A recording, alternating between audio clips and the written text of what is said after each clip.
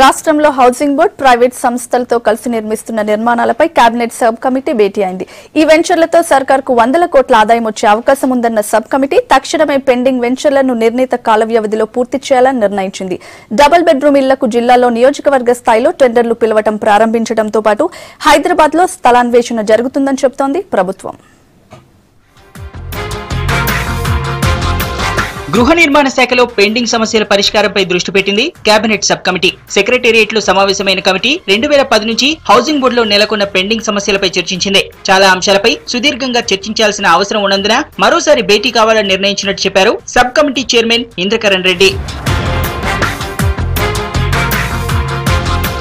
సమావేశంలో ప్రధానంగా ప్రైవేట్ సంస్థల భాగస్వామ్యంతో హౌసింగ్ డిపార్ట్మెంట్ నిర్మిస్తున్న నిర్మాణాలపై చర్చించారు. రాష్ట్రంలో 19 జాయింట్ ప్రాజెక్టులుండగా అందులో కేవలం కూకట్పల్లిలోని సిరైన్ ఎస్టేట్ తప్ప మిగిలిన నిర్మాణాలేవీ పూర్తి కాలేదని తేల్చారు అధికారులు. దీనికోసం అప్పట్లోనే 1/2 ఎకరం స్థలంలో 10,08,00,000 ఖర్చు చేసినట్టు తెలిపారు. వీటిని లబ్ధిదారులకు ఇంకా రిజిస్ట్రేషన్ కూడా చేయలేదని స్పష్టం చేశారు. ఇక హౌసింగ్ బోర్డు ద్వారా రాష్ట్రంలో 10,000 ఇళ్ల నిర్మాణాలు పూర్తయ్యాయని వాటిని త్వరలోనే లబ్ధిదారులకు అందించేందుకు ప్రణాళికలు సిద్ధం చేస్తున్నట్టు తెలిపారు.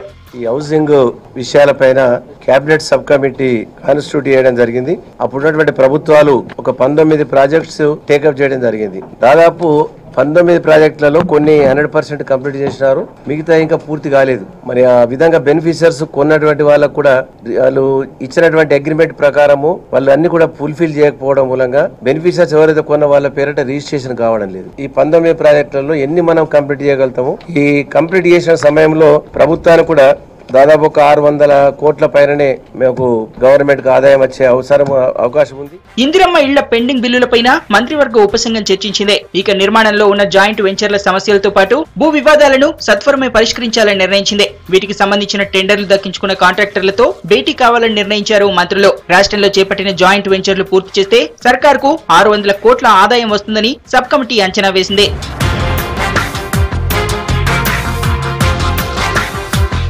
డబుల్ బెడ్రూమ్ ఇళ్ల నిర్మాణాలు వేగవంతం చేస్తున్నట్టు తెలిపారు మంత్రి ఇంద్రకరణ్. ఇప్పటికే 6,488 ఇళ్లకు టెండర్లు వచ్చాయన్నారు. ప్రస్తుతానికి కాలనీ మోడల్ గా డబుల్ బెడ్రూమ్ ఇళ్లు నిర్మిస్తున్నామని, రానున్న రోజుల్లో వ్యక్తిగత డబుల్ బెడ్రూమ్ ఇళ్ల నిర్మాణానికి కూడా పర్మిషన్ ఇస్తామన్నారు. జీహెచ్ఎంసీ పరిధిలో 1,00,000 ఇళ్ల నిర్మాణాలకు కావాల్సిన స్థలాలను అన్వేషిస్తున్నామని స్పష్టం చేశారు మంత్రి.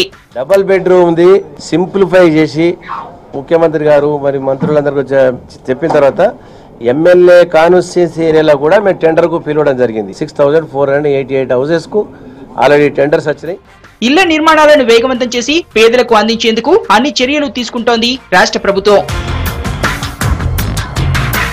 ప్రాజెక్టుల విషయంలో ప్రభుత్వాన్ని ప్రశ్నించేందుకు రెడీ అవుతున్నారు కమలం పార్టీ నేతలు. ప్రాజెక్టుల రీడిజైన్ పై పవర్ పాయింట్ ప్రెజెంటేషన్ ఇస్తామన్న కాంగ్రెస్ లేట్ చేస్తోంది. దీంతో ఆ పని చేసేందుకు రెడీ అవుతోంది రాష్ట్ర బీజేపీ. ప్రభుత్వ ప్రాజెక్టుల్లో అవినీతిపై ఈ నెల 28న సదస్సు నిర్వహించేందుకు ఏర్పాట్లు చేస్తోంది.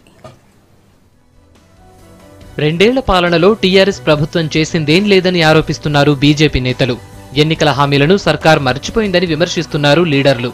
2 రోజుల పాటు జరిగిన బీజేపీ కార్యవర్గ సమావేశంలో రాష్ట్ర ప్రభుత్వ పనితీరుపై డిస్కస్ చేశారు. ప్రాజెక్టుల రీడిజైన్ లో లోపాలపై సర్కార్ను ప్రశ్నించాలని డిసైడ్ అయ్యారు.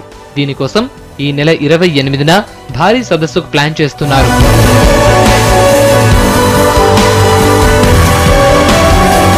ప్రాజెక్టుల రీ ఇష్యూతో సర్కార్ను నిలదీయాలని నిర్ణయించారు కమలనాథులు. సీఎం పవర్ పాయింట్ ప్రెజెంటేషన్ లో లోపాలను ప్రజలకు వివరించాలని డెసిషన్ తీసుకున్నారు. దీనికోసం ఎక్స్పర్ట్స్ తో పవర్ పాయింట్ ప్రెజెంటేషన్ ఇప్పించేందుకు రెడీ అవుతున్నారు. అలాగే ప్రాజెక్టులపై రిటైర్డ్ ఇంజనీర్లతో సదస్సు నిర్వహించాలని బీజేపీ ఆలోచిస్తోంది.